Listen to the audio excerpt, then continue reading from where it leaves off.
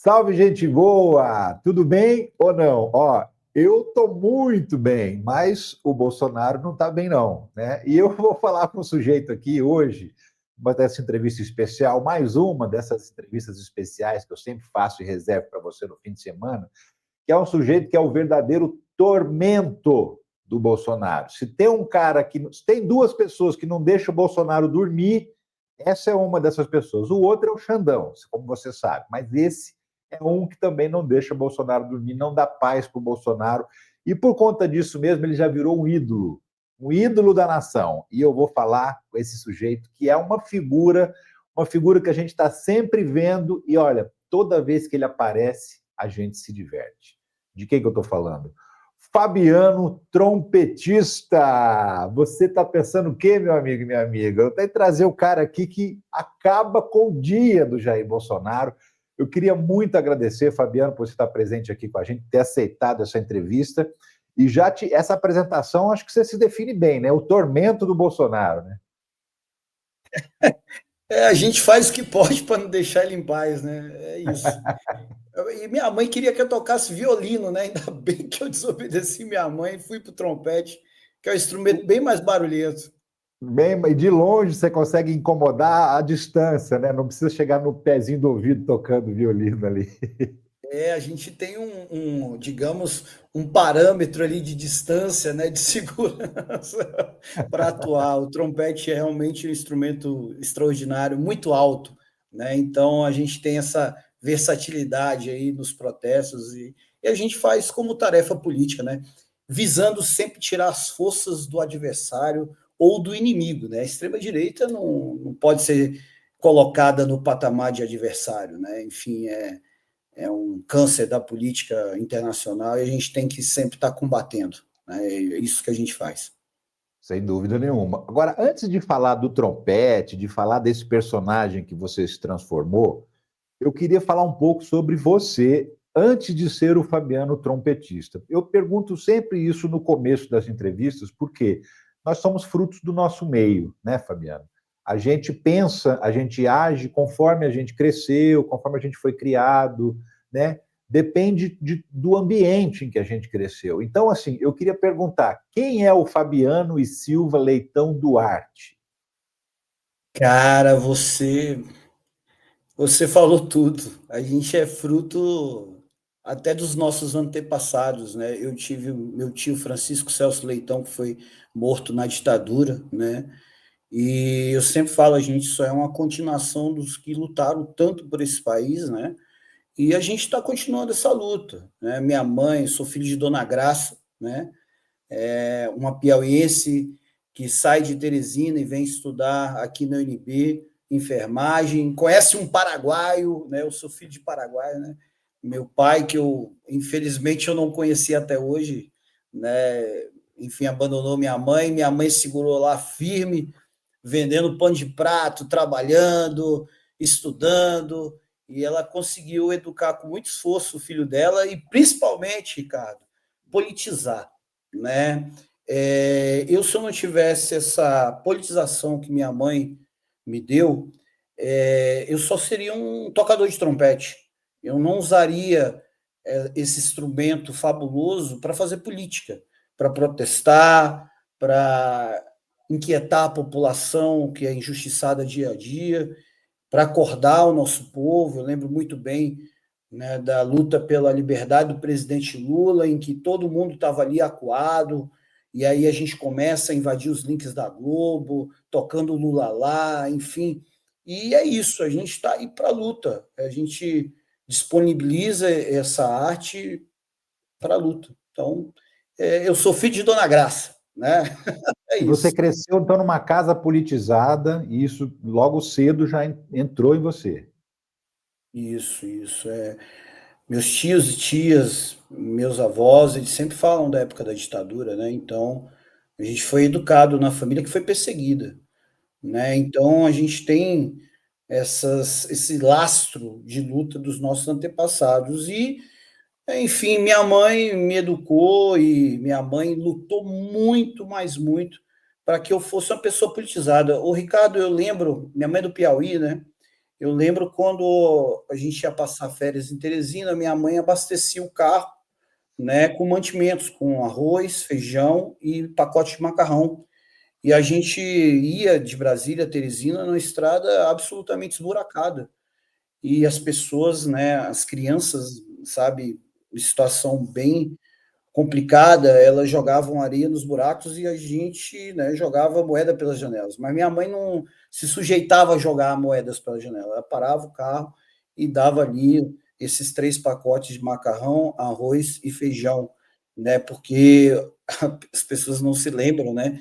Mas o Brasil era o país do soro caseiro, né? Um país onde 300 crianças morriam por dia subnutridas, né? Então, esse era o cenário. Então, eu sou muito grato ao presidente Lula por ter tirado, apesar de não ter nascido no Piauí, eu tenho um coração piauiense, né? Eu sou nascido em Brasília, criado em Brasília, mas os meus antepassados são todos do Piauí. E como diz o hino do Piauí, o primeiro que luta é o Piauí, então a gente está nessa tarefa, sempre lutando pelo nosso povo. Cara, e você trabalhava antes de se transformar no Fabiano trompetista, enfim, de se transformar inclusive num militante profissional, porque hoje você trabalha, né, Isso. com política, você trabalha no Partido dos Trabalhadores, né? Isso, muita honra, né? Eu trabalho aqui na secretaria, aqui até o bonezinho eu sempre vou com ele, Secretaria Agrária Nacional do Partido dos Trabalhadores e Trabalhadoras, assim, está sendo uma honra, Ricardo, você, sabe, conhecer esse partido incrível, sabe, colaborar com o partido, saber da importância histórica, por exemplo, nós tivemos 29 mil candidatos e candidatas nas últimas eleições, então, é muita coisa, cara. Só da agrária nós tivemos 1.700 candidatos e candidatas. Então, olha o tamanho desse partido, né? Por exemplo, eu sou vascaíno.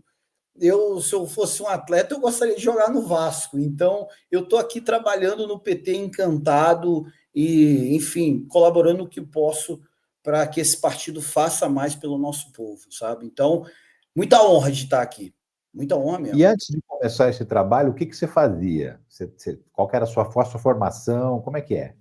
Maravilha. Então, eu tive o meu primeiro casamento, eu fui morar no Japão, trabalhei em fábrica, né, mão de obra mesmo, peãozão, né, trabalhei na Toyota, na Sharp, na Sony, né, no Japão, e lá eu agucei a minha consciência política, né, porque eu via as criancinhas japonesas tendo tudo de bom e do melhor, né, e eu volto para o Brasil e em vez de comprar casa e carro com o dinheiro que a gente obteve trabalhando longas horas em longas jornadas, a gente percebe que a gente tinha que lutar pelo nosso povo. A gente constrói um projeto social no Varjão, que é a comunidade carente aqui de Brasília. E aí eu começo a dar aulas de japonês, de música, mas isso era meio que um disfarce também, era também para politizar a criançada desses locais, né, que não tem muita oportunidade. Hoje eu tenho um grande orgulho de uma das minhas alunas, que eu não vou falar o nome por questões de segurança, hoje ela toca na banda da Guarda Presidencial, né? Então, Uau! assim, e através da música, né? Então, é muito, sabe, você ter um dom e você disponibilizar esse dom pelo seu povo, sabe? Isso é importante pra caramba. Então aí eu tive essa experiência no Japão, aí voltei, aí desempregado, começo a tocar trompete, vou tocar na noite, aí fazendo aqueles bicos, né? Tocando na noite, tocando em casamento, aí dirigindo Uber, aí o presidente Lula é preso, cara. Aí esse projeto social que a gente começa, né? Ele infelizmente ele tem um ponto final, porque o meu dinheiro que eu juntei no Japão, né, por longas jornadas de trabalho, ele finda, né? Então, não consigo mais sustentar, né? E aí, cara, eu vejo 2 alunos meus sendo assassinados pela violência cotidiana, sabe, das periferias de Brasília. E aí isso me revolta, porque eu penso, porra, eu sou muito pequeno, Ricardo, para, sabe, eu tinha que lutar por alguém muito grande para mudar esse ciclo, sabe, de violência, de pobreza, e esse alguém é o presidente Lula. E aí eu pego meu trompete, continuo fazendo Uber, aí nos intervalos ali de Jornal Nacional, Bom Dia Brasil, Jornal da Globo, aí eu fico monitorando os repórteres da Globo e começo a invadir os links da Globo, né? Tocando o Lula lá para, sabe, despertar o nosso povo para a luta pelo presidente Lula, né? E é isso. Aí depois o PT me dá a oportunidade de trabalho, né? Isso bem depois, né? Mas hoje estou muito feliz aqui trabalhando e conhecendo e cooperando com o nosso Partido dos Trabalhadores e Trabalhadoras. É mais ou menos um resumo de tudo aí.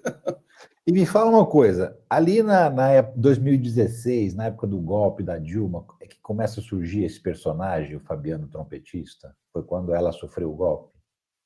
Foi o início de tudo? Então no dia do golpe, Ricardo, depois até tem isso aí salvo na internet. No dia que ela é golpeada, eu vou lá, fico com a petezada e assim eu fico bem desolado, né? E eu falo, pô, eu tenho que fazer alguma coisa. Eu não posso ficar parado aceitando porrada sem agir, né? Inclusive, Ricardo, eu levo isso muito comigo. Eu não gosto da palavra, eu brigo muito por isso dentro da esquerda. Eu não gosto da palavra resistência. Porque a gente, quando está resistindo a algo, está perdendo o jogo. A gente fica sempre nessa, resistência. Não, eu quero ser vanguarda, eu sou ataque. Eles que tremam, eles que saiam da frente, porque nós somos o povo. E aí eu vejo, né, enfim, as pessoas indo embora, e eu vou ficando. E aí eu lembro muito bem que no Jornal da Globo, do dia do golpe, aquele era o William Vac, que era o âncora do Jornal da Globo, e aí eles fazem uma entrada ali com o Heraldo Pereira, se eu não me engano, né? E aí eu, sem o trompete, eu grito a plenos pulmões, Globo golpista, William Vac golpista, Globo golpista, William Vac... E aí, Ricardo, eu tomo um sacode da segurança do STF, que não é brincadeira, não. Porque ali era 1h da manhã, sabe? E aí eu sou salvo por uma companheira, né? Que ela começou a filmar, ela apareceu do nada, coisa de louco, porque ali na frente do STF é um breu, não tem iluminação, né? Na Praça dos Seis Poderes à noite. E aí eu sou salvo por essa companheira, né? Inclusive encontrei com ela e agora não me lembro o nome dessa pessoa, me perdoe, mas enfim, você está no meu coração. Mas ela impede que os seguranças ali, enfim, me batam muito mais. E aí vem, né, o impeachment da Dilma, aí vem a prisão do presidente Lula. E aí eu pensei, cara, para que eu vou ficar gritando se eu tenho um trompete? E aí eu me posiciono mais ou menos de 100 a 150 metros de distância e explode o áudio nos links da Globo. Então, desse erro tático, né, no caso dessa intervenção no Jornal da Globo com a Dilma, surge o acerto tático do trompete, né? Enfim, dessa melodia tão famosa do Olê, Olê, Olá, que, enfim, que encanta os corações petistas, lulistas e patriotas desse país. Inclusive, Fabiana, obviamente assim, eu não consegui encontrar esse link que você estava gritando, mas eu encontrei um link que você estava tocando já em 2018. E eu vou exibir aqui para a gente, dar uma olhada rapidinho, que é realmente divertido. Eu sou ex-repórter de televisão, ex-repórter da Globo. Quando eu estava do lado de lá, eu me incomodava com uma situação como essa, porque eu estava tentando trabalhar ali e não conseguia. Agora, meu amigo, é pura diversão, é puro cinema para mim. Vamos dar uma olhada, ó. Fernando, agora vamos falar da reação da Força Tarefa da Lava Jato em Curitiba. Por lá, palavras duras contra a decisão do Supremo e também a afirmação de que as investigações nessas duas ações penais continuam. Sim, Renata, os procuradores enviaram uma manifestação ao juiz Sérgio Moro. Classificaram a decisão da segunda turma de um tumulto processual e superficial, mas afirmaram que os processos contra Lula vão prosseguir em Curitiba. A Força Tarefa entendeu que o Supremo não discutiu competência de Sérgio Moro para julgar estas ações. Na manifestação, eles... Sobre esse assunto, a gente vai a Brasília. Ou seja, é impossível você não ouvir, né? Ali você estava longe, mesmo assim o som está invadindo, né? Ali, Ricardo, isso aí é na sede da Globo Brasília, né? Esse daí. E era o melhor local, assim, para pegar os links da Globo, porque é muito pequena, né? E a acústica, sabe, explodia. Você vê a cara do desespero do repórter. Mas, assim, tem uma situação muito engraçada. Eu estou escrevendo um livro, né? A minha maior vítima a Giovanna Teles, né? E ela, olha a ironia do destino, né? Essas coisas que são maravilhosas na vida, né, dos seres humanos. A Giovanna, que foi minha maior vítima, hoje ela trabalha no Palácio do Planalto, na Olha, Secretaria-Geral, como assessora de imprensa do ministro Márcio Macedo, né, da Secretaria-Geral. Quer dizer, a pessoa que eu mais peguei, que mais atazanei. Aí eu conheci, Ricardo, ela foi super generosa. Eu conheci, né, na Tia Zélia, o restaurante da Tia Zélia aqui em Brasília. Aí eu me apresentei, olha, Giovanni, eu sou o trompetista. Aí ela, seu desgramado, e me deu um abraço, enfim, enfim, é um doce de pessoa. E assim, as pessoas têm que entender que ali é uma tarefa política. E eu jamais xinguei qualquer trabalhador, qualquer repórter. Eu só inseri um fundo musical na matéria. Era isso que eu fazia. Eu não chegava com violência, nem, sabe, jamais fui. Eu acho que a gente tem que preservar a integridade da luta que é levada pelo presidente Lula. O presidente Lula nunca xingou ninguém, nunca foi grosseiro com ninguém, e eu nunca fiz isso. Né? Então, era uma forma de usar toda a força da máquina da Globo contra ela própria. Né? Denunciar o que estava vendo com o presidente Lula, a injustiça que foi feita com o presidente Lula. Então, a gente fez isso, né? Enfim, e eu tenho um carinho imenso por alguns companheiros jornalistas que sofreram, enfim, esse ataque carinhoso. É e isso. não tinha proteção acústica que impedisse, né? Não, pô, você fala uma parada sensacional. Ricardo, você acredita? Esse daí que você mostrou é lá na Globo, né? E Aham. aí, o que que acontece? Rapaz, isso eu tenho uns passarinhos lá dentro, né? E falaram, teve uma tentativa que eu fui lá e toquei, né? Aí eu olhei assim, oxi, não saiu aqui, não captou o som do trompete. Rapaz, não é que eles botaram uma blindagem de vidro lá naquele local que eles faziam a entrada. Eu dei um prejuízo danado para a Globo, rapaz, que maravilha. Aí eu Tiveram que fiquei gastar sabendo, uma eu ri grana para até. Hã? tiveram que gastar uma grana para tentar emudecer o trompete. Exato, cara, e não passava mesmo. Mas aí tem o meio da rua, né? Enfim, aí a gente pegava essa galera em outras ocasiões, né? No STF, na Polícia Federal, enfim, se eu não me engano, foram 24 links da Globo, né? Então, a gente monitorava o tempo todo essa galera. Guerrilha musical, né? O presidente Lula estava preso, a gente estava desesperado. Então, é isso. A luta nos leva a fazer essas traquinagens. É da luta. Na luta de classes, todas as lutas são buenas, pedras, noites e poemas. Então, é isso. Leminski. Maravilhoso. E me fala uma coisa, você ficava acompanhando o noticiário para saber para onde se deslocar. Você mora em Brasília, né? Então você se Isso. deslocava acompanhando o noticiário, assistindo a TV, e falou, vou correr para lá. Eu era Uber, né? Eu tocava na noite nos finais de semana, né? E eu era Uber, então ali pelo final da tarde, né? Eu jogava corrida lá pro plano piloto, e aí eu já ficava naquela no Twitter, sou twitteiro, né? E tal, eu ficava lá, né? Os, os repórteres da Globo, todos eu seguia, todos.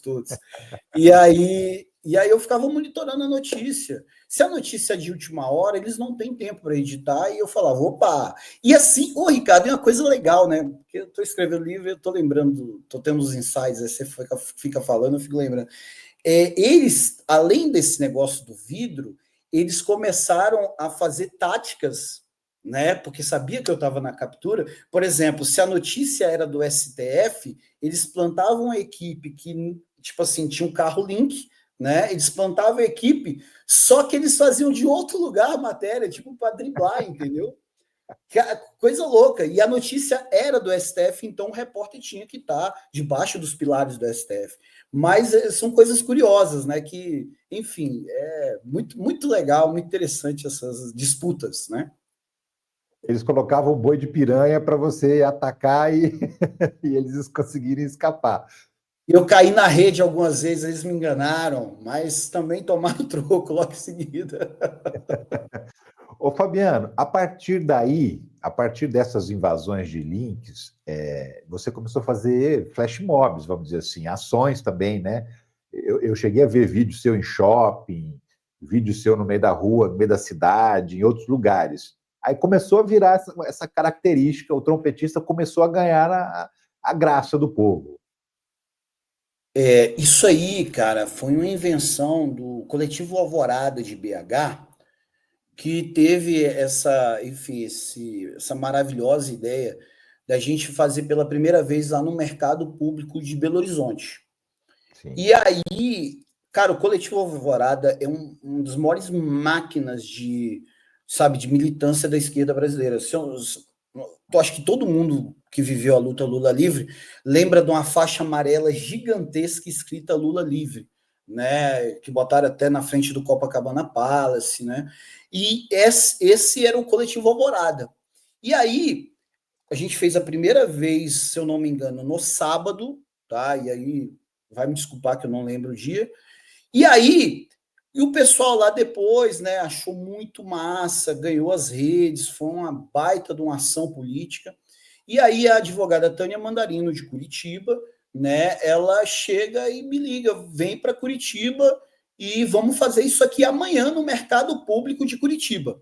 Então, eu mal saio de Belo Horizonte, no dia seguinte, à tarde, a gente fez em Curitiba, né? Aí Belo Horizonte, Curitiba, aí depois fizemos São Paulo, no Rio, e aí a gente não parou mais. Eu lembro que em Curitiba a gente fez em quase todos os shoppings, né? Era shopping, estação de metrô, mercado, rodoviária, fizemos em São Paulo pra caramba, no Rio pra caramba, no mercado lá de São Cristóvão, enfim, nas estações Botafogo, Flamengo, enfim, um monte, sabe? A gente não parava, porque era mexer com o nosso povo. Ó, o nosso líder está preso e a gente precisa lutar. Então, essa era a tarefa dos lulaços, né? Mexer com o nosso povo. E nessa primeira ida para Curitiba foi quando você já começou a tocar para o presidente Lula lá quando ele estava na Polícia Federal, na carceragem? Não, não, a gente já tinha ido várias vezes em Curitiba, várias vezes. Cara, eu não tenho noção, assim, eu tenho mais ou menos uma percepção de quantas vezes eu fui, mas é em torno de 20 vezes lá em Curitiba, né? Eu juntava grana no Uber, aí a militância era engraçado, né? A militância se auto-organizava e falava, vamos fazer uma vaquinha para o Fabiano vir para cá. Aí beleza, aí eu falava, ó, não paga passagem de avião não, que eu odeio avião, eu gosto de ir lendo no ônibus e tal, e também não precisa pagar hotel não, eu fico na casa de algum companheiro, companheira, porque essa tarefa, ela era muito, digamos, tática, entendeu? Então, esse contato até com os companheiros, de fazer reunião antes de fazer ação, era fundamental para dar certo, né? Porque a gente fazia muito em shopping também, então a gente ativava a segurança do shopping, e era uma correria, às vezes teve confusão. A gente fez uma lá em São Bernardo do Campo, rapaz, que foi talvez uma das mais difíceis, porque lá em São Bernardo, assim, os seguranças voaram para cima do trompete, né? Eu falei, pô, vou perder meu trompete aqui. E aí os seguranças, até inclusive do presidente Lula, na época, né, eles se auto-organizaram para fazer um sistema de defesa ali. Pode bater no Fabiano, mas deixa o trompete livre. Deixa o trompete inteiro, que amanhã ele precisa de novo. Exato, exato. Mas é isso, a gente. E houve situações assim, várias situações de perigo de violência ou não? Foram poucas as vezes que isso aconteceu? Teve essa em São Bernardo, teve em Campinas, né? Mas assim, a militância do PT é o maior tesouro desse partido, né, cara? E assim, uma coisa que eu sempre falo, Ricardo, é que o presidente Lula nem deve saber disso, porque depois que ele virou presidente, realmente não tem tempo para nada, né? e a gente nunca teve um tempo para conversar sobre isso, né? E assim, o grande, sabe, a grande fortuna que eu tenho é de conhecer a nata da nata da nata da militância do Partido dos Trabalhadores. E essa fortuna o presidente me deu lutando por eles, sabe? Então, cara, é incrível, é incrível. Eu sou um ser humano muito melhor depois que eu conheci essas pessoas, sabe? Essas pessoas ajudaram na minha formação política, sabe? Tem inúmeras pessoas, mas assim, a minha comandante, que eu sempre gosto de falar dela, é a Tânia Mandarino, sabe? Em todos os momentos, por exemplo, quando teve aquela, se eu não me engano, o Celso de Mello deu uma liberdade ali provisória ao presidente Lula, e a gente foi até o STF, e lá eu tenho um problema, sabe? Eu tenho um distúrbio, né? E aí eu desmaio, vou parar no hospital, sabe? E aí a Tânia, ela consegue, a doutora Ginália, que, pô, eu entrei no hospital com a camisa do Lula, né? No hospital, médico, né? Sabe como é que é a correlação de forças na medicina, né? E aí a doutora Tânia Mandarino, ela consegue uma médica para ficar ali 24 horas vendo o que estava sendo, né, colocado, enfim, é isso, medicação, tudo. Então, assim, são essas coisas, sabe, Ricardo, que faz essa grande luta. A luta não é individual, eu só sou um instrumento de luta. Assim como o presidente Lula é um instrumento de luta da classe trabalhadora. Né? Então, é isso. A gente se junta, a gente se auto-organiza, mesmo com todas as dificuldades, mas é isso, meu caro. É a luta. Eu tenho aqui um vídeo também de você tocando lá em Curitiba, em frente à Polícia Federal. Vou exibir também um trecho para a gente dar uma olhada aqui. Boa tarde a todos. Estamos aqui com o trompetista Fabiano Leitão, em Curitiba, em frente à Polícia Federal. Está tocando aí o trompete pro Lula.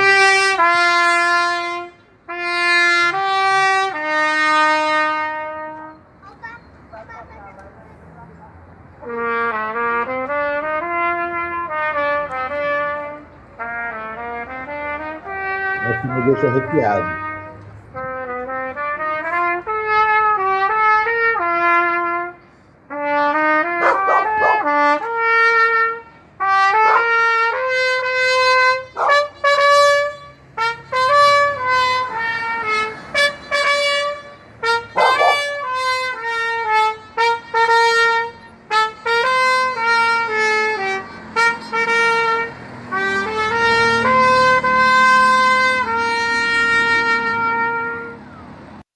Essa me deixa arrepiado, Fabiano.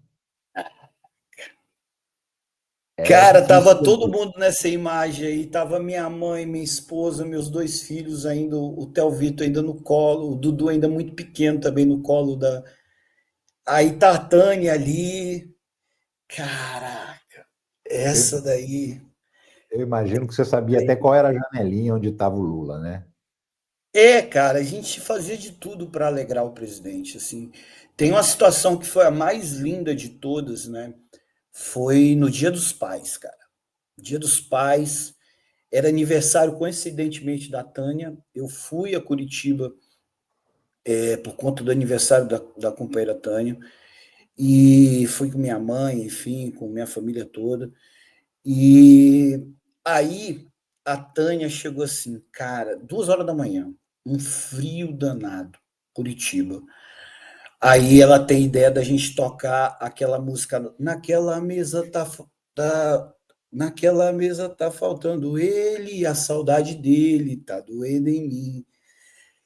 E aí eu fui ensaiar, acho que foi 1 hora da manhã, eu comecei a ensaiar, e aí a gente foi 2 horas da manhã, na porta da Polícia Federal, e aí a Tânia fala com os seguranças, né, lá ali da guarita, e fala que a gente vai fazer uma homenagem ao presidente Lula. Nenhum deles se opôs a essa homenagem, nenhum dos seguranças. Eu acho que naquele momento o presidente Lula, ele tem esse cara é um cara extraordinário. Ele conquistou toda a galera, os trabalhadores da Polícia Federal, né? E cara, e a gente tocou e foi um coral, né? Não foi só eu que toquei. Ali tava vários amigos da Tânia, minha família, enfim. Carlão, tava a galera de Jundiaí, a Manu, o Carlão, e assim, esse foi o momento mais impactante assim para mim, assim, que eu toquei e depois a gente começou a se abraçar, porque em muitos momentos a gente nunca desistiu do presidente Lula, nunca, nunca. Foram 580 dias de vigília ali. Eu passei uns 200 quase, mas a gente, eu toquei até o hino do Corinthians. Eu sou vascaíno e tocava o hino do Corinthians para alegrar o homem, entendeu? Mas ele também é corintiano e vascaíno também, né? Então tá dentro. Eu toquei o hino do Vasco, eu sei. Eu mandei uma carta para ele através do Tiago, que é o neto dele, né? E aí eu falei, pô, Lula, só minha mãe ficou brava, porque minha mãe, que eu toquei do Corinthians, mas eu queria confessar para você que eu estou me tornando vascorintiano por sua causa, presidente. Aí o Thiago, ele me relatou que o Lula falou, é isso mesmo, ele falou desse jeito. Então, assim, quer dizer, a gente fazia tudo para alegrá-lo, porque a gente sabe que não era o presidente, o ser humano Lula que estava preso, era o sonho de dignidade do nosso povo, porque esse sonho foi roubado do nosso povo, né? E agora você vê ele subindo a rampa, eu toquei para ele lá no dia. Então, sabe, tá nos momentos ruins, né, os mais difíceis, todos os amigos da vigília, amigas, enfim, a infinidade de pessoas que estavam ali com ele e que lutaram muito por ele. Eu acho que isso foi o maior momento, para mim, de politização, né, na história desse país. Nunca mais isso será repetido. 580 dias gritando bom dia, boa tarde, boa noite, é só o presidente Lula que tem isso. Somente ele. E olha, quem acha que um trompete está pouco, tem dois também. Tem situação em que tinha gente ajudando. Eu também tenho um outro trechinho aqui que eu quero mostrar, que é justamente um trecho em que você não está sozinho, também lá em Curitiba. Olha só. Ações cheias de afeto, beleza, É um arte trecho e de um certeza. documentário. Lula livre! Lula livre! Lula! Na frente tem outra janela, uns 3 metros, que é a sala dele. Daí a janela abre para fora. E daí, de forma enviesada, ele enxerga o topo desses pinheiros aqui. Tem a mesa e tem a sala, as cadeiras, tudo mais, onde ele despacha. Tá ótimo. Tá conseguindo trabalhar? Tem papel, tem caneta? Então estamos livre.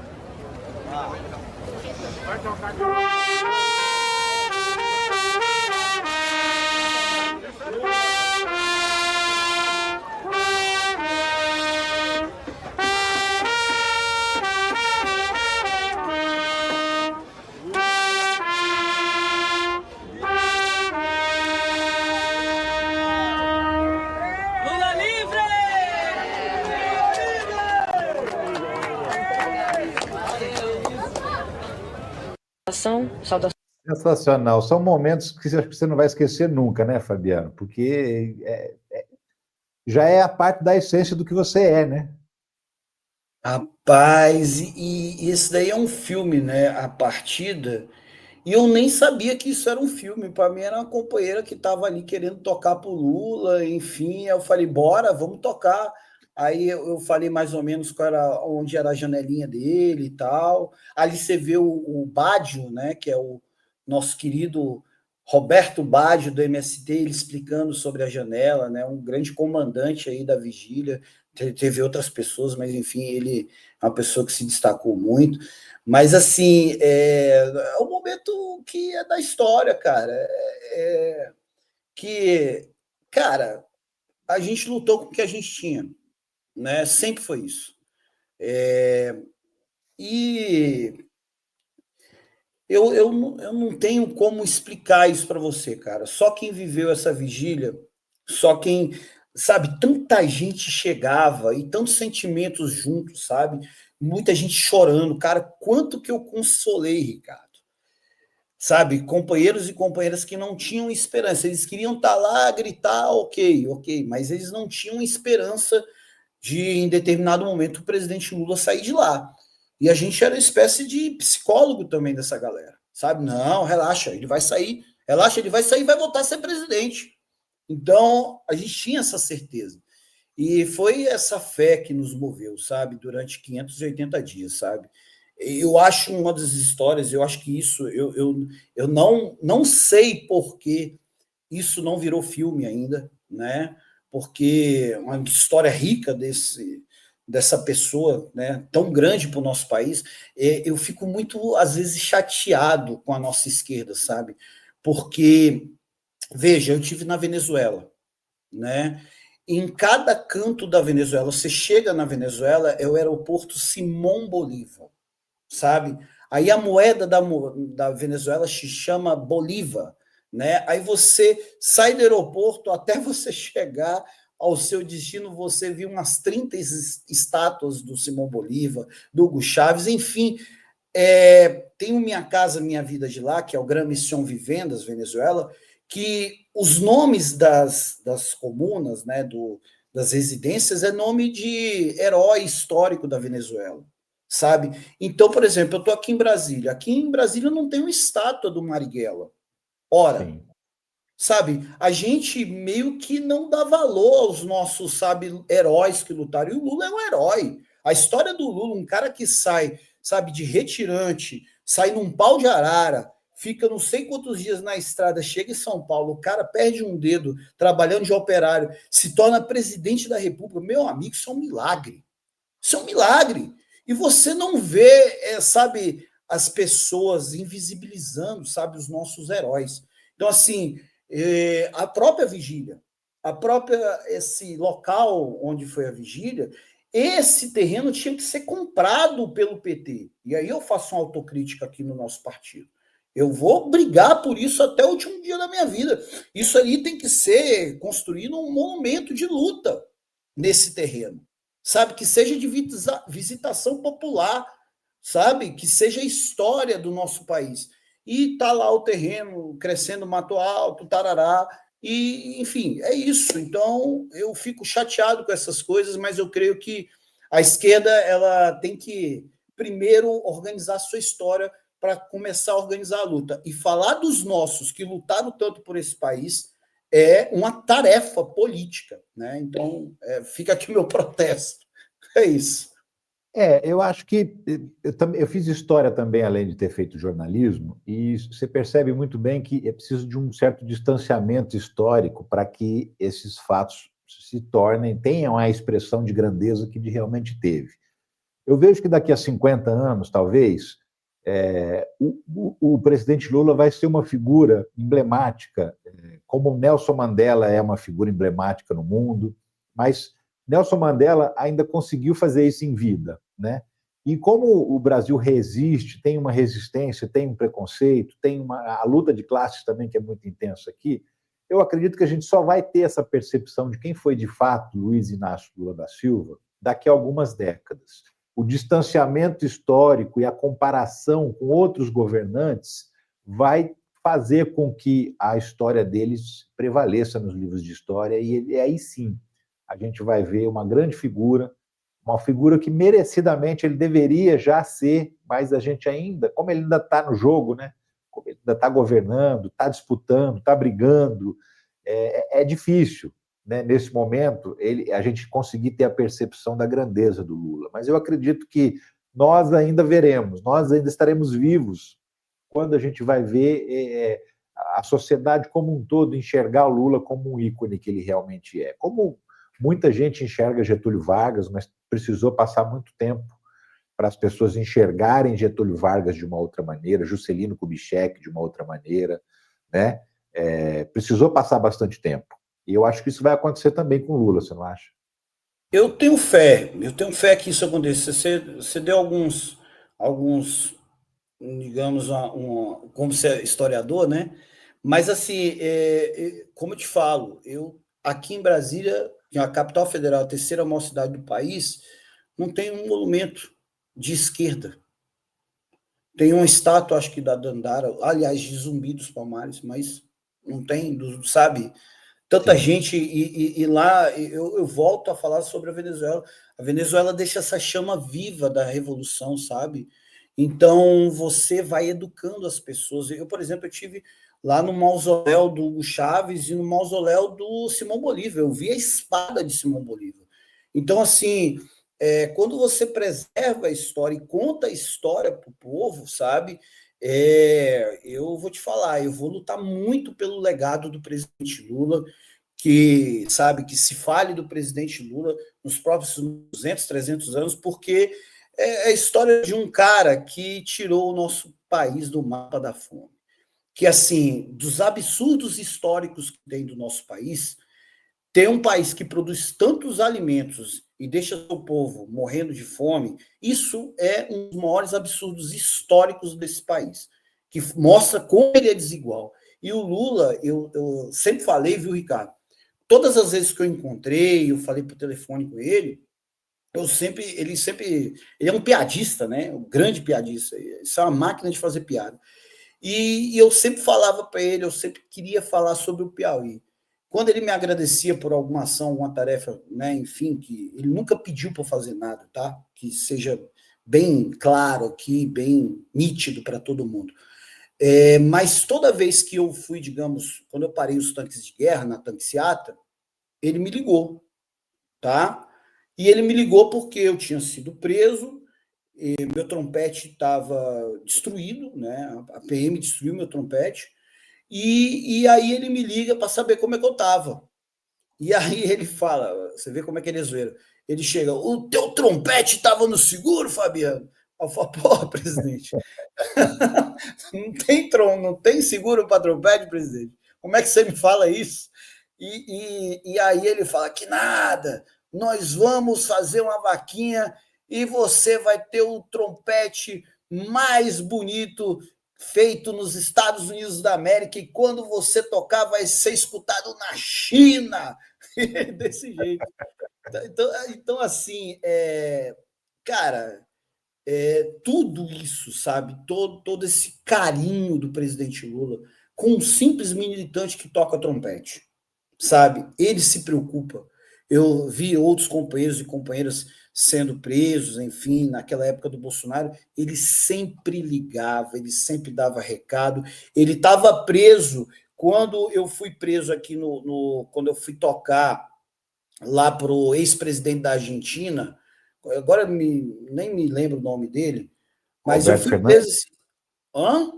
Alberto Fernandes? Não, o outro de direita. Eu esqueci dele. Antes O do Macri? Milei.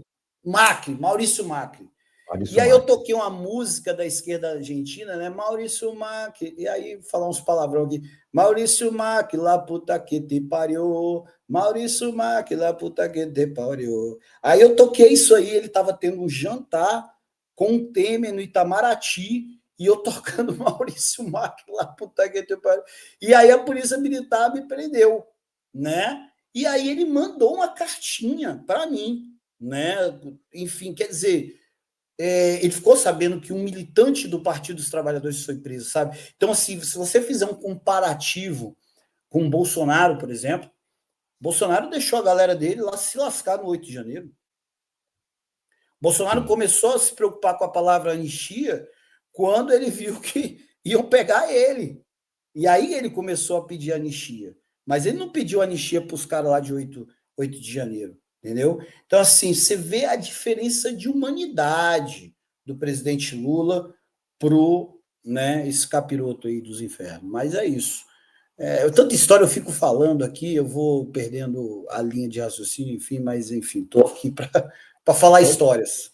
Excelente, porque você tem justamente isso, história para contar. Você citou aí 2 prisões e eu queria destacar uma delas, que foi aquela prisão que você sofreu lá em frente à Praça dos Três Poderes, em 2021. Então, só para lembrar o episódio, para quem não para situar as pessoas que estão assistindo, foi naquele dia em que o Bolsonaro mandou fazer um desfile de tanques na Praça dos Três Poderes. Por quê? Porque o Congresso ia votar se ia ou não ia ter voto impresso, né? E ele fez aqueles tanques fumegantes, soltando uma fumaça danada. Foi naquele dia que você foi preso, não foi, Fabiano? Conta como é que foi esse episódio, o que aconteceu nesse dia. Então, ia ter a votação do voto impresso, né?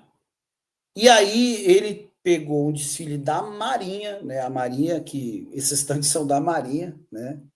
Acho que o presidente Lula deve ter até trocado aí, porque o negócio estava feio lá. E aí, o que acontece? Aí eu e a companheira Catarina, do PT do Rio de Janeiro, uma grande militante, né? Foi vice-presidenta do PT do Rio de Janeiro, mais o professor Wesley, a gente falou, ó, vamos lá amanhã, isso a gente reuniu um dia antes, né? Vamos lá amanhã e vamos travar isso aí. Vamos prender a gente, vamos fazer o que for, mas é a esquerda. A esquerda não pode, como eu falei no princípio, a esquerda tem que ter tarefa. E ali, digamos, a tarefa semiótica, né, da coisa, da mensagem semiótica, era tocar o trompete na frente dos tanques, né? Era tipo assim, como o Lula dissesse, né? Não faz essa bobagem, não faz essa besteira, Marinha. Tem respeito à sua história, sabe? Você não serve ao presidente, você serve ao país, né? Então, foi essa mensagem, Marinha não se preste a esse serviço, sabe? E aí a gente foi preso nesse dia, né? A Catarina, cara, tem que falar da Catarina, o Ricardo, porque eu tinha combinado com a Catarina, não vai de vermelho, não, porque você sabe como é que é a polícia, né? Eles vão manjar a gente rapidinho, então não tem como furar o bloqueio da polícia. Então a gente vai todo mundo de preto, né? E aí a gente faz ação. Quando eu cheguei e falei para ela, ó, os tanques estão vindo aí, se prepara. Aí, beleza, tal. Eu falei, Catarina, é agora, bora para cima. Bicho, Ricardo, a Catarina, ela tava com a camisa preta. Ela tira a camisa preta, tá com a camisa vermelha, e ela é de torcida organizada do Rio, da Raça Flá do Flamengo. Ela pega aquela fumaça de estádio de futebol, fumaça vermelha, e acende, cara. Puta que pariu! Sem eu ter a menor noção disso. Aí eu falei, meu Deus, quando eu olhei para trás, ela com a fumaça vermelha, eu avançando com o trompete, e aí veio, eu me atraquei lá com o fuzileiro naval, lá depois chegou a PM, enfim, e ela se pingou, eu fui preso, ela se mandou, mas ela garantiu a minha liberdade depois. Mas são essas histórias que são muito engraçadas, mas não é fácil fazer o que a gente fez pelo país, sabe? Eu sempre falo, minha mãe, né? Minha mãe me educou dessa forma. Ela falou, ó, Fabiano, quem é de esquerda tem que estar preparado para algumas situações. Você vê, a Dilma, ela foi torturada não sei quantos dias, ela nunca entregou ninguém. Olha a coragem dessa pessoa. Então, quando a gente cumpre esse tipo de tarefa, a gente não está pensando nos nossos corpos, sabe? Os nossos corpos, eles são instrumentos de luta. A gente está ali porque a gente acredita no ideal, sabe? E essa tarefa era para passar essa mensagem, como eu falei a princípio. Não faça essa besteira, Marinha. Era isso que a gente queria fazer. Maravilha. São histórias que realmente, se você não estivesse escrevendo, ainda bem que você está escrevendo um livro, porque isso tem que ficar registrado para mais pessoas saberem. E aí, depois que, enfim, passa tudo isso, vem. Você conheceu o Lula pessoalmente só depois que ele foi preso, ou você já o conhecia antes? Não conhecia antes, não. Não foi nosso primeiro. A primeira mensagem que eu vi assim, porra, ele me notou, né? Foi uma entrevista que eu dei, né, para o Gustavo Conde, e aí eu falei exatamente isso que eu tinha falado no começo para tu, que eu não gostava da palavra resistência, sabe? Naquele momento a gente tinha que atacar, né? Então eu falei isso muito incisivamente, e ele escreve uma cartinha e fala sobre isso, sabe? E aí eu falo, porra, o Lula viu o que eu falei e se amarrou, né? Porra, que massa, né? E aí, essa foi a primeira mensagem. Agora, a primeira vez que a gente se encontrou, porra, foi lindo demais, cara. Foi um dia depois que ele saiu de Curitiba, né? Foi em São Bernardo do Campo. O dia que ele saiu de Curitiba era aniversário do meu filho, né? O Dudu, né? E aí eu vou para a festinha da escola do Dudu e pego meu carro e me mando para Curitiba, né? Porque ele estava naquela de já sair, né? E aí o que acontece? Eu não chego, eu parei em Uberaba, o carro, eu vi, porra, libertaram ele. Aí eu ia para Curitiba e eu fui para São Bernardo, né? Eu sabia que no dia seguinte ele ia ter enfim, aquele encontro lá no Sindicato dos Metalúrgicos de São Bernardo. E aí eu fui para lá, cara, e a Cláudia Troiano, que é a secretária do presidente Lula, ela me botou em cima daquele caminhão, né? Mandar um beijo para ela, que ela sempre foi uma pessoa que me protegeu, que sempre teve o maior respeito pela a nossa militância. E aí ela me coloca em cima do caminhão. Aí começa a subir Haddad, Gleisi, Pimenta, enfim, toda a galera, toda né, a grande cúpula da esquerda brasileira. E aí o Lula sobe, né, e vem cumprimentando essas pessoas, cara. E aí eu todo, né, tímido lá, né, segurando o trompetezinho, né? E aí ele vem cumprimentando, e aí quando ele olha para mim, aí ele abaixa o olhar e olha o trompete. E aí eu vejo, pô, porque a gente nunca tinha se, né, falado, né? Aí ele chega e fala assim: "Ô, meu pistonista!" Aí eu dou essa, porra, Lula, é trompetista. Aí ele me dá um abraço, ele dá uns tapão, né? O abraço dele bem apertado. Aí, depois sobe lá pra gente conversar e tudo.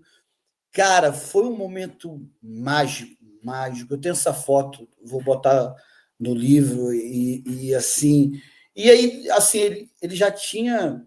Aí depois que ele tá livre, né? Ele me ligou 5 vezes e eu guardo na memória cada fala dele, dessas 5 ligações, né? Depois ele já liberto. E aí eu toco na posse, né? Que é um grande momento, assim, um momento mágico de ver toda a luta que a gente teve na vigília, nos lulaços, invadindo os links da Globo, tudo aquilo materializado na conquista da presidência da República quando ele sobe a rampa, cara. Meu Deus do céu. Como eu sonhei com aquele momento, em todos os momentos que eu toquei para ele. E assim, e foi muito lindo porque, assim, uma coisa que pouca gente sabe, né? Eu não fui convidado para a posse. Eu não fui convidado para a posse. O presidente Lula, mais ou menos às 4 horas da tarde, ele ia subir mais ou menos a rampa às 4h51. Acho que ele lembra da gente, sabe? Eu até gravei um vídeo sobre isso. Ele lembra da gente e ele fala uma frase, Ricardo, que é muito. Esse negócio, eu vou te falar, eu comecei a acreditar em milagre depois disso, porque eu não tinha perspectiva nenhuma que ia tocar na posse. Eu não fui convidado. E aí, ele, naquele discurso de posse, ele fala da caneta do Piauí, né? Não sei se você lembra, ele fala que o cara deu a caneta para ele, e ele fala da igreja de São Benedito. Cara, eu fui batizado na igreja de São Benedito, sabe? Quando ele fala da igreja que eu fui batizado, eu falo, que loucura, cara! De tantas e tantas milhares de igrejas, ele vai falar justamente da que eu fui batizado. E aí, eu ligo meu celular para ligar para minha mãe, para falar, mãe, ele falou da igreja de São Benedito. E logo em seguida que eu liguei o celular, quem me liga, o Stuckert, o fotógrafo dele, falando, o presidente quer que você toque, cara, onde é que você tá, cara? Eu falei, pô, tô no meio da galera aqui, cara. E aí, não, calma aí que o André aí da Polícia Federal vai te buscar. E aí, cara, acontece esse momento mágico da gente saindo da militância, da onde a gente sempre esteve, sabe, atravessando a pista, subindo a rampa, sabe, e depois a gente desce e toca o presidente Lula, porque o presidente Lula quis, ele não se esqueceu do fiel trompetista que estava sempre do lado dele nos momentos mais difíceis, e ele me convida para a posse, sabe, no momento mágico, irmão. Então, caramba, sabe a coincidência disso, dele falar da igreja que você foi batizado, cara?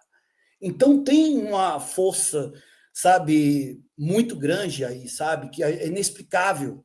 É inexplicável. Como se matematicamente você vai falar isso, velho? Então, essa conexão eu respeito muito, eu não sei, sabe, eu me aproximei muito, sabe, de Deus, de tudo, de que das energias positivas, porque tudo isso foi construído com muita energia positiva, muita fé, cara. Muita fé, sabe? Como é que você vai explicar isso para a história, meu amigo? Um cara que sai da prisão para ser presidente da República, sabe? E esse momento Cara, histórico que você está citando agora, esse momento que ele chega, inclusive, nós temos aqui, eu vou mostrar também, que ele que chega de lindo. carro do Rolls Royce, te cumprimenta e você toca. Vamos ver. Tá. Que lindo. Assim que ele para o carro, ele te vem atirando para você, para a gente ver esse momento. Eu acho que ele vai falar Fabiano, entendeu? Ele fala Fabiano com esse Chegando já na frente, agora. Fabiano! e aí aparece para você de vermelho ali, ao mesmo anjo. Isso. Então, é o mais importante. Aí, antes de tocar, eu falo, presidente, nós vencemos. Ele fala, joia.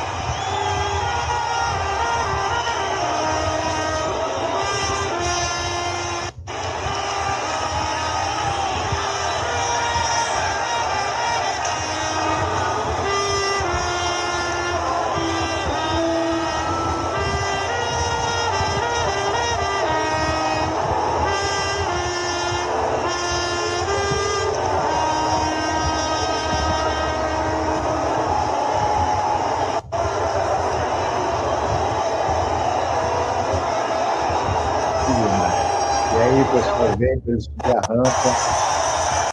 Um momento, assim, inesquecível para mim, imagine para você, né? Rapaz, você não sabe quanto que eu chorei depois. Eu segurei ali bravamente, né? Enfim, mas passa um filme. Depois que ele sobe a rampa lá, ele sobe, né, com essa garotada bonita aí, todo mundo que lutou por ele também. Eu fico lá que nem coruja, vendo tudo, né? Eu vi bem. Eu não saí daquela posição que eu estava no início, né? E eu fico vendo o discurso dele ali, quando ele fala com o nosso povo. Cara, mas é incrível. É incrível. Isso você, como bom historiador, sabe que tem algumas conexões aí que são inexplicáveis, né? A gente sempre acredita na matéria, né? Mas às vezes a gente precisa acreditar também na fé, sabe? A fé que ele tem, a fé que toda a militância do PT teve para tirar ele de lá, cara. Que raça que essa militância tem, cara. Sabe? Esse partido é incrível, cara. Sabe? Eu tenho muito orgulho de toda a história construída com toda essa militância do PT, porque eu não fiz nada sozinho, né? Muito pelo contrário, muito pelo contrário. Se você perceber, a maioria das tarefas que a gente fez, eu sempre estava de costas e deixava só a campana do trompete aparecendo, porque ali não é o Fabiano, ali não é o trompetista. Não, não. Ali é um som que representa uma história de luta, né? Então, assim, cara, que orgulho de tudo isso ter acontecido, e a gente vai continuar caminhando, porque o Lula é o caminho, Ricardo. Lula é o caminho. Mas o que eu quero para o nosso povo é muito mais. É muito mais. Sabe, eu tenho 46 anos e até hoje, todas as vezes que eu passo na rua, eu sempre vejo um companheiro ou uma companheira passando fome, sabe, passando necessidade, e isso tem que acabar, sabe? Um país tão rico quanto o nosso não pode, sabe, ser sabotado da forma que ele é. Então a gente vai continuar lutando, sabe, pela dignidade do nosso povo. Essa é a nossa tarefa. Fabiana, e falando nisso, hoje foi publicada uma notícia na Agência Brasil que fala justamente que o Brasil atingiu de novo os índices necessários para sair do mapa da fome. Nós saímos do mapa da fome no governo Lula e Dilma, nós voltamos para o mapa da fome 7 anos atrás, já no período Temer e Bolsonaro, e hoje foi anunciado que a gente atingiu os índices necessários. Semana que vem, provavelmente, a ONU já deve anunciar oficialmente que o Brasil está fora do mapa da fome. Se você não viu essa notícia, eu queria te dar essa notícia, porque é importantíssimo. Isso vai bem ao encontro de tudo isso que você está falando agora. Nós, novamente, estamos fazendo, trilhando o caminho de melhorar a vida do povo brasileiro. Queria que você comentasse isso também. Rapaz, oi, Ricardo, que notícia maravilhosa, porque isso sempre foi a nossa centralidade de luta, né? É interessante como as coisas se conectam, né? No começo do governo Lula, eu não estou no governo, né? Eu estou no PT, né? E foi me dada essa oportunidade de trabalhar na Secretaria Agrária Nacional, que na verdade era onde eu deveria estar, né? Porque a agrária é que alimenta o nosso povo, né? Entender a questão agrária foi fundamental para mim. Hoje, Ricardo, eu quero muito, sabe, conversar com o presidente, porque para além dessas conquistas que a gente teve, eu tenho um projeto, né? Não é um projeto, na verdade, não é meu. Acho que tem tantos e tantos companheiros e companheiras, né, que já pensaram nisso. Mas eu queria falar para o presidente Lula, porque assim a gente tem 3 tarefas, né? A primeira é financiar a nossa agricultura familiar, que a gente está aumentando o subsídio, né? Essa é a primeira tarefa. A segunda é comprar e estocar esses alimentos através da Conab, que foi destruída pelo governo Bolsonaro, e a gente está recuperando. Essa é a segunda tarefa. Só que a terceira tarefa, Ricardo, que eu queria levar para o presidente Lula, faz parte da terceira e talvez mais importante tarefa, que é a distribuição e a venda dos alimentos, que aí fica com a Walmart, que é estadunidense, com o Carrefour, que é francês. Por que não a gente não ter um supermercado público para garantir a segurança alimentar do nosso povo? Porque é mais ou menos um comparativo que eu vou te dar, Ricardo, com a BR Distribuidora. Quando a BR Distribuidora é vendida, a gente perde o controle dos preços. Por quê? Porque a distribuição, a gente produz, né, álcool, gasolina, mas a distribuição e venda fica com o mercado. E a gente perde a capacidade de controle, porque a BR Distribuidora é vendida. É a mesma coisa do supermercado público. Se a gente tivesse um supermercado público, o Carrefour, o Walmart, tantos outros, né, grandes redes de supermercados, hipermercados, atacarejos, enfim, eles iam pensar 2 vezes em aumentar o preço, entende? Sim. Então, esse é um projeto, sabe por quê? Porque para além da segurança alimentar do nosso povo, da gente sanar de vez esse problema, sabe? É muito legal o que você falou, fico extremamente feliz, mas a gente precisa sanar de vez esse problema para a gente ter um desenvolvimento.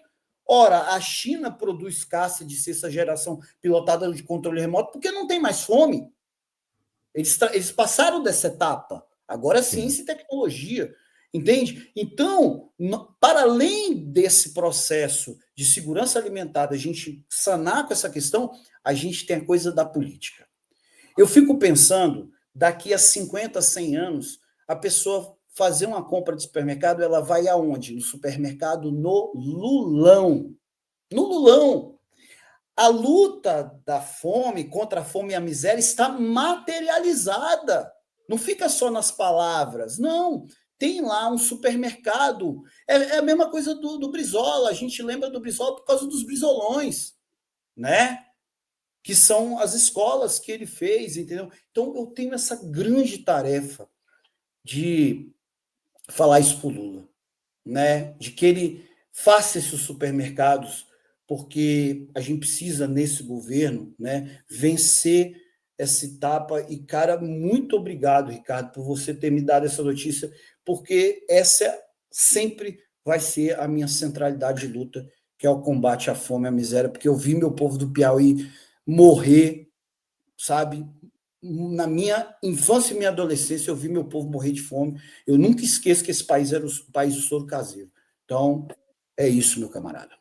É isso. O Lula tirou 2 vezes o Brasil do mapa da fome, acabou de tirar novamente. A gente tem que comemorar e comemorar muito essa notícia, que é muito importante. Fabiano, aí a gente contou de todos os seus processos relacionados direto ao PT, ao Lula preso, enfim, a sua militância, a sua luta. Mas agora eu quero mostrar um vídeo aqui que foi a partir do momento que você se transforma no tormento de Jair Bolsonaro, que vale a pena a gente ver também.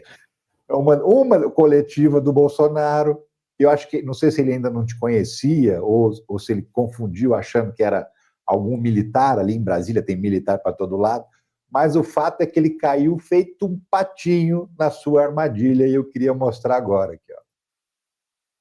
Ele já estava fora, mas pelo amor de Deus, né? Que falta de... Presidente, qual de... Cuidado, hein? Pode ser um sinal aí secreto. Qual deve ser o papel do Eduardo nas eleições do ano que vem? Arranjar um microfone do lado, o outro está do outro lado. Vou esperar um pouquinho. Não, calma, vou esperar um pouquinho. Da Denise.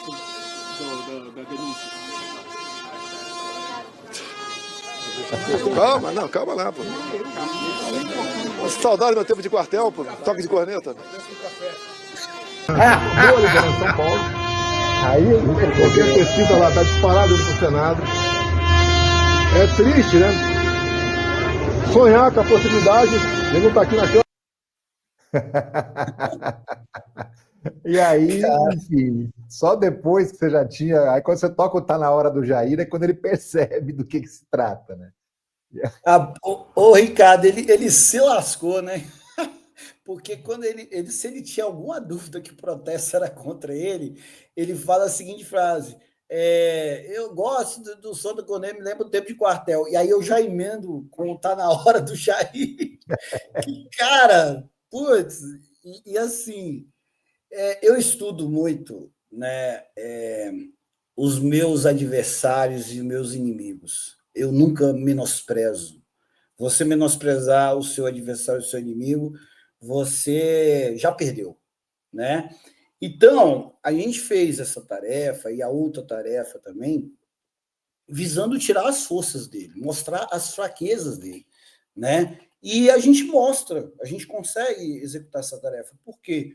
Porque um político experiente jamais pararia de falar, sabe? É um protesto contra ele. Quando ele para de falar, ele deixa o protesto maior do que ele. Então, isso mostra que ele está totalmente estabilizado emocionalmente, né? E a nossa tarefa é essa, né? Como eu falo, né? Na luta de classes, todas as lutas são buenas. Pedras, noites e poemas. Levinsky. E aí você se transformou no cara responsável, a partir daí, né, depois desse episódio, o cara responsável por encerrar as coletivas do Jair Bolsonaro. Porque no dia agora que ele foi colocar a tornozeleira eletrônica, eu estava ao vivo no ICL Notícias, no N1 de manhã, fazendo a cobertura, né? E a Heloísa Vilela, repórter do ICL, estava lá em frente à Polícia Penal, e a gente transmitindo ao vivo a partir do momento em que ele começa a dar a coletiva. E ele vai falando. Bastou começar o trompete, que eu vou mostrar aqui também, acaba a coletiva imediatamente, né? Como aí ele já sabia, porque já tinha passado por isso uma vez antes, ele aprendeu a lição e a coletiva se encerra imediatamente. E dá uma olhada onde estava o Fabiano ali, na coletiva acontecendo lá na frente, e você tocando. Olha lá.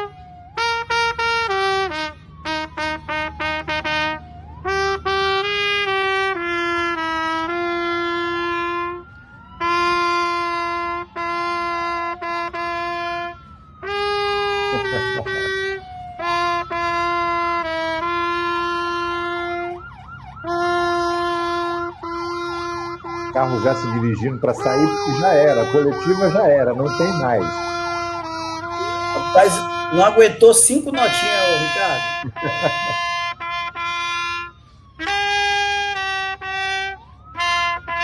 Daqui a pouco a gente vai ver os carros passando ali, ele indo embora, porque já era.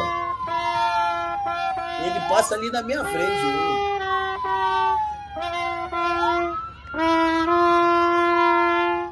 Agora ele...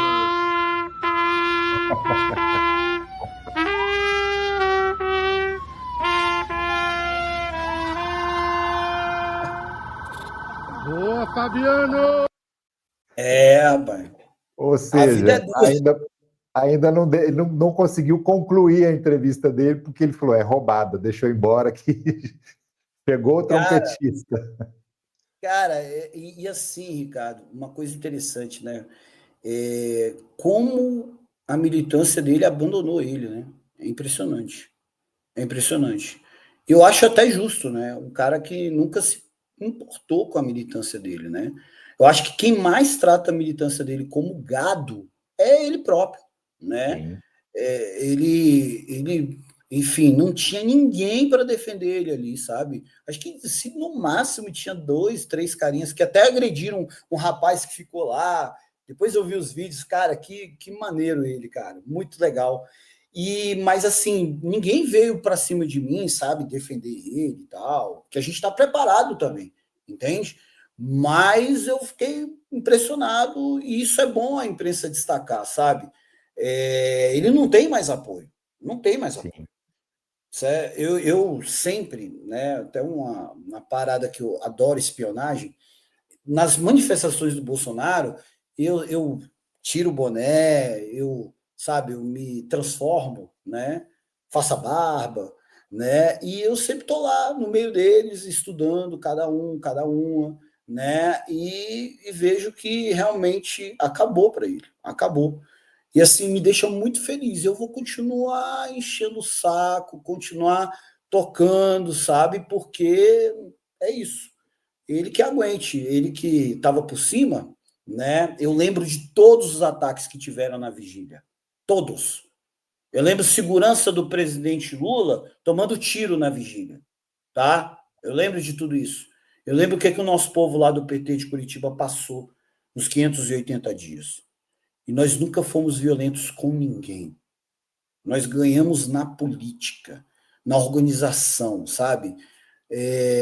Na disciplina, sabe? E eu vejo que eles, enfim, não tem, primeiro que não tem líder, né? Um cara que se acovarda da maneira que se acovardou, sabe?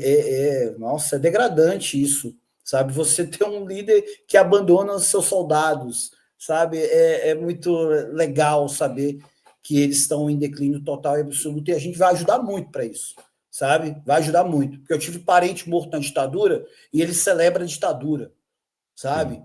Então, é por tantos e tantos e tantos camaradas, companheiros e companheiras que tombaram, sabe? Porque isso é só a continuação do processo, né, Ricardo? É um processo histórico que ainda não acabou, sabe? Agora que a gente está vendo o general, né? Eu vi agora o Mário Fernandes, né? O cara que arquitetou a morte, né? O assassinato do presidente Lula, do ministro da STF, enfim, do Alckmin, o Alexandre Moraes, enfim. Então, que país que está pegando rumo, está dando exemplo para o mundo, mais ainda que a dita maior democracia do mundo, que não julgou o Trump da maneira que deveria ter sido julgado. Aliás, fez-se pior lá nos Estados Unidos, morreram 2, se eu não me engano, 2 policiais, né, na invasão do Capitólio. E aqui foram 5 pessoas que morreram naquilo, 5 pessoas. Vixe Maria, tá vendo? Foi bem pior. Foi bem pior. Foi bem pior. E ninguém... E aí, galera? O Trump tá aí, entendeu? Presidente dos Estados Unidos de novo. Então, a gente está dando exemplo, né, de justiça e democracia. Né? Gostam de falar mal do Brasil, né? Essa síndrome de vira-lata que acha que os outros países são melhores que os nossos. Não, não. A gente está dando exemplo, né? Então, estou muito feliz, muito feliz. E só vai piorar para o Bolsonaro. Tomara, eu conto com isso também. Fabiano, trompetista, Fabiano e Silva Leitão Duarte, cara, que honra falar com você. Você já é um personagem da nossa história, um personagem que vai estar nos livros de história. Independentemente de você estar escrevendo o seu livro, você certamente vai estar nos livros de história, na história da sua resistência pacífica e bonita, por conta da música, né? O que mais bonito pode haver de uma maneira de se manifestar, de protestar, de lutar, do que através da música. Então, assim, meus parabéns pela maneira que você escolheu para poder travar a sua luta, que se tornou um símbolo que inspira muita gente a lutar, cada um à sua maneira, cada um com o seu instrumento, que não necessariamente vai ser musical, mas que vai caminhar na mesma direção para a qual você caminha. Poxa, eu que agradeço, Ricardo. Você, enfim, você cumpre tarefa diariamente com seus vídeos, né, politizando nosso povo, né? Eu acho que é cada um na sua tarefa, né? Usando o que tem de melhor. Você é um cara da fala, um cara da comunicação, e eu tô aqui para tocar trompete, né? É isso, desobedecendo minha mãe, que queria que eu tocasse violino, e eu tô aí tocando trompete até hoje, e essa desobediência revolucionária musical, que essa construção que você falou no início, né? As histórias construíram os personagens, então eu só sou um instrumento de luta e estamos aí para cumprir tarefa, meu camarada. Muito obrigado pela oportunidade de fala e estamos juntos na luta sempre.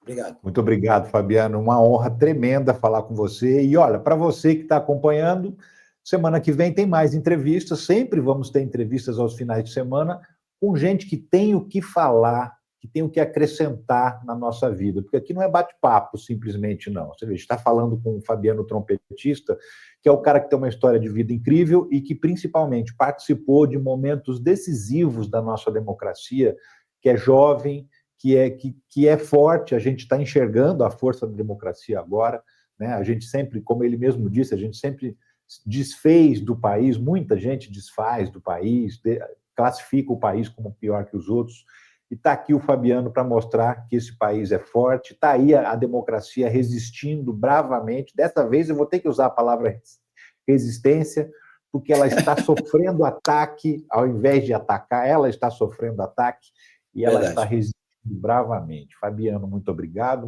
a você que acompanhou essa entrevista até aqui, e eu volto a qualquer momento com outras notícias da política, da justiça, da economia, e também com conversas fantásticas como essa que eu acabei de ter aqui. Muito obrigado para você que acompanhou até agora, um abração e tchau.